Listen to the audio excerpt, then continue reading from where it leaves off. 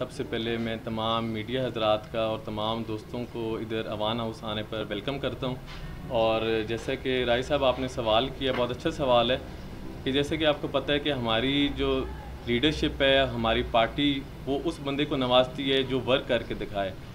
4-5 साल से मैं पार्टी के साथ मुंसलिक, हमारा वर्क उन्होंने देखा और मुझे इस काबिल समझा कि लीडरशिप ने मुझे मुंतखब किया। जो ओहदा होता है ये कोई घर रखने के लिए नहीं होता, ये आप जितना अच्छा वर्क करेंगे पार्टी आपको नवाजेगी। और हमसे पहले जो लोग थे ये उनकी नालायकी समझ लें कि उन्होंने ओहदा लेके घर रखा, उसका वर्क नहीं किया, तो पार्टी ने मुझे इस काबिल समझा, मुझे नॉमिनेट किया और उसका रिज़ल्ट आप देख लें। हमने जैसे ही PP 84 की कैंपेन शुरू हुई, हमने वार्ड वाइज हर यूनियन वाइज हम लोगों ने अपने नौजवान दोस्तों भाइयों को, यूथ विंग के जो हमारे नौजवान हैं उनको मुतहर्रिक किया और तमाम जितने भी, मैं उन सबको खराज तहसीन पेश करता हूँ अपने नौजवान भाइयों का कि इस PP 84 इलेक्शन में, इस कैंपेन में जो उन्होंने भरपूर अपना किरदार अदा किया और उसका रिज़ल्ट आप सबके सामने है। और बात आपने की तंजीम साजी की, और हमारी ऊपर से भी हदायत हैं, हम भी उस पर हमारा 80-85% वर्क हो चुका है। Tehsil wise, MCs wise, union council wise, हम साथ साथ हर यूनियन में हम विज़िट हमने शुरू कर दिए हैं और इंशाल्लाह ये हम अपनी खुशाब की डिस्ट्रिक्ट बॉडी हमारी वो कंप्लीट है, मगर बाकी सारी तहसील PPs वो हमने इंशाल्लाह बहुत जल्द वो भी सामने आ जाएंगी। और इंशाल्लाह पूरे खुशाब की जितनी भी PMLN की ये यूथ विंग की जो हम लोग नॉमिनेट करेंगे वो ऐसा वर्क करेंगे कि पूरे पंजाब में मिसाली होगी जी। और उसका रिज़ल्ट आने वाले 2023 के इलेक्शन में आप सबको नज़र आएगा। जितनी भी हमारी सीटें हैं 6 की 6, 5 पहले 5 थी, मतलब 5 हैं। इंशाल्लाह हम कोशिश भी ये भी कर रहे हैं कि इंशाल्लाह 6 सीटें हमारी बहाल, 6ठी भी बहाल हो जाए। और इंशाल्लाह भी जो हमारे नौजवान भाई हैं वो आपको आने वाले इलेक्शन में यूथ विंग की जो सारे लड़के हैं वो आपको दिखाएंगे कि भाई यूथ विंग का किरदार जो है वो इलेक्शन में बहुत अहम होता है और वो आपको इंशाल्लाह दिखाएंगे कि बहुत अच्छा किरदार वो अदा करेंगे। बहुत शुक्रिया। सब ने अपना वक्त दिया, मेरे लेट आने के लिए माजरत, पर लेकिन जो मैं कर रहा था वो भी इसी हल्के के भले के लिए कुछ न कुछ था, तो इसलिए बहुत बहुत माजरत जी। और आप सब ने एक बहुत अच्छा रोल अदा किया है और मैं उसके लिए जितना शुक्रगुजार हूँ उतना कम। स्पेशली ये जो वक्त था जो अभी गुज़रा, मैं उसको हमेशा लगातार डिफ़ाइन करता रहा हूँ एज अ तूफ़ान। एक तूफ़ान आया था स्पेशली हमारी फैमिली के लिए भी, इस हलके के लिए भी एक तूफ़ान ही था। और उस तूफ़ान में हमारे सहाफ़ी भाइयों ने भी बहुत मदद की है, उसके लिए मैं शुक्रगुजार हूँ। और जो हमारे हलके की आवाम है उन्होंने जो साथ निभाया, पूरे हलके के भी मैं कहूँगा कि उन्होंने जो साथ निभाया उसके लिए मैं शुक्रगुजार हूँ। नूरपुर के भाइयों की तो बात मैं के ही आखा, मना छोड़िया ने बादशाह, मना छोड़िया ने, ठीक है। और हमारे पूरे हलके ने ही इस बार जिस तरह का रोल अदा किया है, मैं उसके लिए जितनी तारीफ़ करूँ उतनी कम। मैं किसी एक जगह का इसलिए नाम नहीं लेता क्योंकि फिर फंस जाता हूँ दूसरे एरियाज़ के आगे, तो इसलिए बस पूरे हलके का बहुत बहुत शुक्रिया, बहुत शुक्रिया, सबका बहुत शुक्रिया। साथ हैं वो तो मैं इस तरह आपको डिफ़ाइन करके दूँ कि वालिद साहब के जाने का दुख जब हमें वो मिला, पहले तो उससे पहले मैं आप बता दूँ कि उससे पहले 7-8 दिन या 9 दिन हम हॉस्पिटल में वालिद साहब के साथ रहे। उस वक्त वो एक बहुत सख्त वक्त था। उसके बाद जब वालिद साहब गुज़र गए वो एक बहुत सख्त वक्त था। उसके बाद यहाँ आने के बाद जो तूफ़ान ये इलेक्शन का शुरू हुआ वो भी एक सख्त वक्त था। पर मैं ये कहूँगा कि हमारे हलके के लोगों ने हमारा वो जो ज़ख़म उस वक्त लगा उस पर मरहम लगाया 5 तारीख को।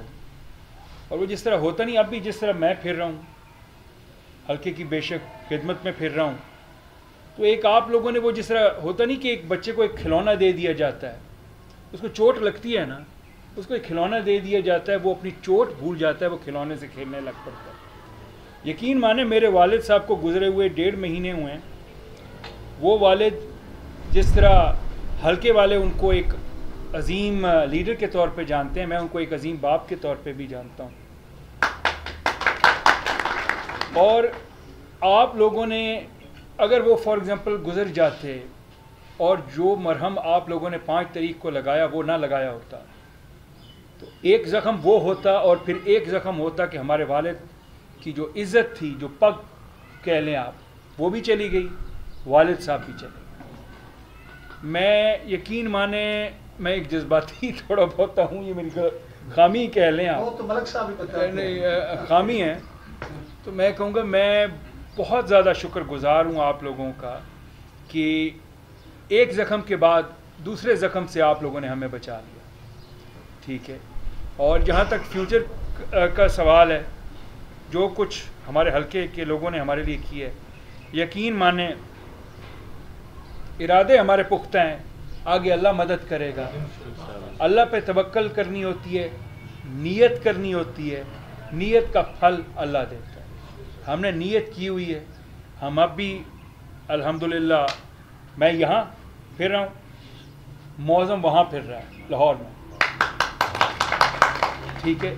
और हमारा सिर्फ एक ही इरादा है, इस हलके की खिदमत।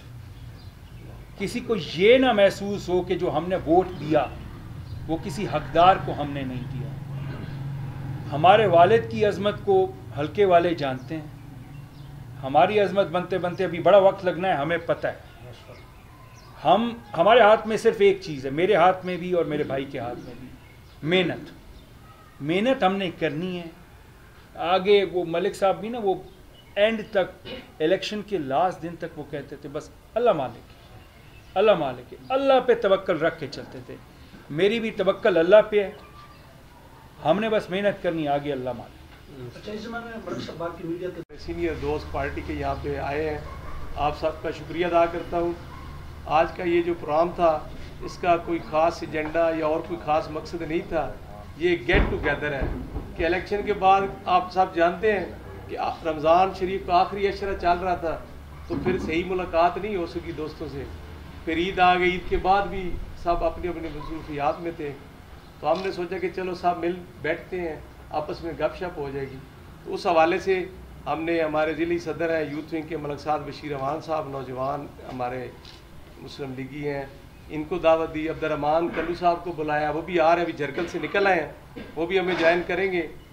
तो मेन सर जो मकसद था वो सिर्फ़ और सिर्फ ये था कि हम सब मिल बैठ कर, जो अल्लाह ताला ने इलेक्शन में कामयाबी अता की, आप सब दोस्तों की तावन, मेहनत और लगन की वजह से, और उसमें हमारे मीडिया का बड़ा पॉजिटिव रोल रहा। मैं आप सबको खराज तहसीन पेश करता हूँ। आपने जो हकीकत थी उसको हकीकत बताया, जो हालात थे, जो भी मामलात थे, आपने हक और सच के हवाले से पूरा अपना रोल अदा किया, और कहीं पर भी कोई कन्फ्यूजन पैदा नहीं हुई, कोई गलत बयानी किसी जगह भी देखने में नहीं आई। तो उसके लिए हम आपके बड़े मशकूर हैं। और इसके अलावा, क्योंकि हमारा इलेक्शन में जब हम सब मसरूफ़ थे, आप सब मिलते थे, आपने बड़ी कवरेज की सोशल मीडिया पे, लाइव, और जिस तरह व्हाट्सएप ग्रुप्स में हमारे सारे जिन जिन दोस्तों ने अपना किरदार अदा किया है, हम सब उनके शुक्रगुजार हैं। और अपने तमाम दोस्तों को, और बिलखुसूस नौजवानों ने जिन्होंने यहाँ पे एक अहम रोल अदा किया, हम उनको भी मुबारकबाद पेश करते हैं, उनका शुक्रिया अदा करते हैं। और अल्लाह ताला के करम से आपने देखा कि नूरपुर का रिज़ल्ट आपके सामने है कि पिछले 2018 का इलेक्शन जो था वो ये साबित हो गया कि वो रिग इलेक्शन था। वो इस इलेक्शन 2021 में जो हुआ है अभी ज़िमनी इलेक्शन, इसके रिज़ल्ट ने ये साबित किया है कि वो फेयर इलेक्शन नहीं था। फेयर इलेक्शन जो जब भी होगा इंशाल्लाह मुस्लिम लीग नून को फतह होगी यहाँ, क्योंकि अवाम मुस्लिम लीग नून के साथ है, मियाँ शहबाज शरीफ के साथ है, मियाँ नवाज शरीफ के साथ है। और ये जो फतह हुई है इसमें मलक शाकर साहब और मलक वारिस कल्लू साहब की जो बेपनाह खिदमात हैं, ये उनका एतराफ़ भी था जो इलेक्शन का रिज़ल्ट है। तो हम मलक वारिस कल्लू साहब के लिए दुआ गो हैं, अल्लाह ताला उनकी बख्शिश फरमाए।